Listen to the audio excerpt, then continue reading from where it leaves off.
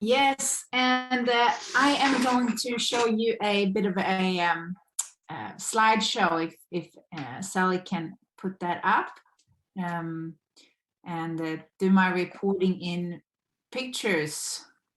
So there we go. When I set out to write this report, before I got started, I actually felt a little bit discouraged, I suppose, because I thought this year has just been so disruptive, and what have we done, and so forth. But then once I got going, I just I just got so moved by everything that you guys have done and participated in and put up with and worked around, and how flexible you've been. So this is actually quite an encouraging little summary.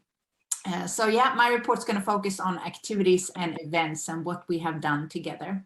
So next slide, please. So yeah, my first little dot point here is about pandemic response and actions. And I don't know if you even remember this now, because we've gotten so used to face masks, but when that requirement was first implemented, it was kind of like an overnight thing, and everyone was like, oh my goodness, face masks, where do I find them? And they sold out, and there were people that were afraid to leave their houses early on, and they needed face masks and so forth. And it was so amazing to see how the house stepped up. And Denise Smith, particularly, she started making all these face masks that I got the opportunity to travel around town and hand out to people. And people could also come to the house and pick them up.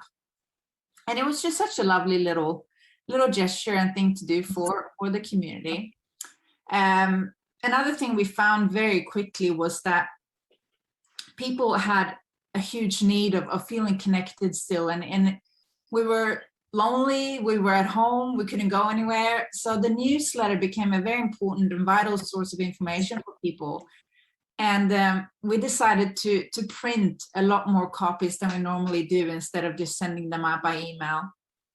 And we had some amazing members, particularly Sally, who traveled on her bike all across town handing out these newsletters to people. And we also got some funding from the Shire to keep printing them, because it's quite expensive to print a little publication in color. So really grateful to the Shire for helping us with that. Then we started 2 online groups, as we couldn't meet in person. One was our book club, and the other was the craft group that Beryl runs. She just took that onto Facebook, and she just ran with it. Beryl just runs the most fun, inspiring, and connected little craft group on Facebook. So even if you're not into craft, I think you should go and check it out. All right, next one, please. Yes, and then there was the community quilt. And again, I had to think, was this really last year? It just feels like it was so long ago. But at the start of the pandemic, again, we were just kind of thinking of how we could bring everyone together. And we sent out this general call to any groups or individuals in the community that wanted to be part of the quilt. And we got 42 different squares from all kinds of groups: the library, the football netball club, the churches, LARC, CFA, the rowing club, so many people. And then I have to mention, of course, Wendy Cook, Ann Turble, and Val Felstedt, that spent, I think, in excess 300 hours putting all this together. And it's such a beautiful testament of how we still belong together, even if we can't meet each other. The YouTube Advent Calendar was another fun initiative that took a lot of time. But again, just such a beautiful proof of how our town comes together and just shares. And the joy that little initiative spread over Christmas was really inspiring. We did some social prescriptions as well during lockdowns. And for those of you who don't know what that is, it's basically people coming to see their GP, but the GP assesses that they don't have a medical need as much as a social need. So then the doctor can prescribe them to have someone like the community house get in touch and talk to them and just, be a human being, I suppose. So I've got a few of them from GPs in Nagambie. And it was just so incredibly impressive to see how all our members rallied and during the pandemic organically worked so hard to meet people's needs and look out for people and baking bread and dropping things off at the door and writing cards. And I mean, if I take anything away from the pandemic, it's just that our town and our members are just the most beautiful people in the world. And we can overcome anything working together. All right, next one. I'm going to try and make this shorter. I realize I'm talking way too long about every dot point. So yes, what happened with our groups?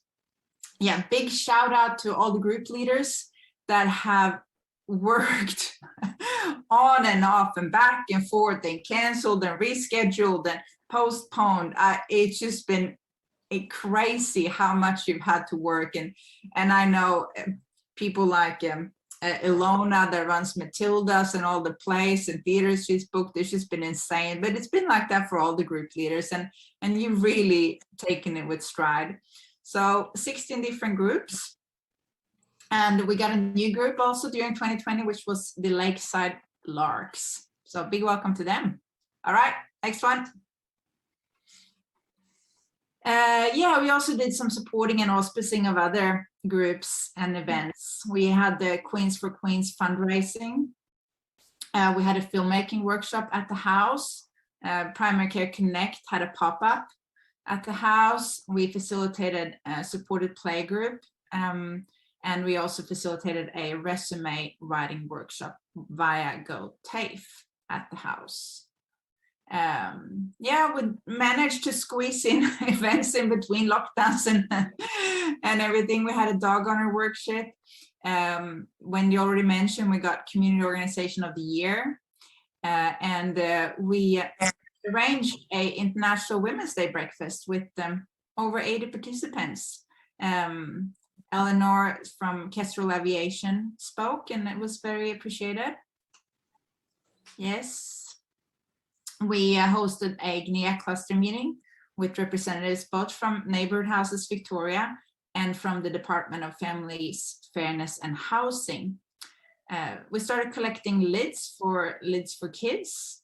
We arranged an accredited level 2 first aid course, and we managed to do 1 out of 2 planned family walks, and that was the one in Avenel in the footsteps of Ned Kelly, which was very appreciated by all who came. So that last picture there is from that. Yes.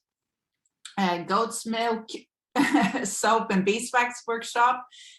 We arranged a bus trip for 25 teenagers and kids to watch Wonder Woman in Euroa.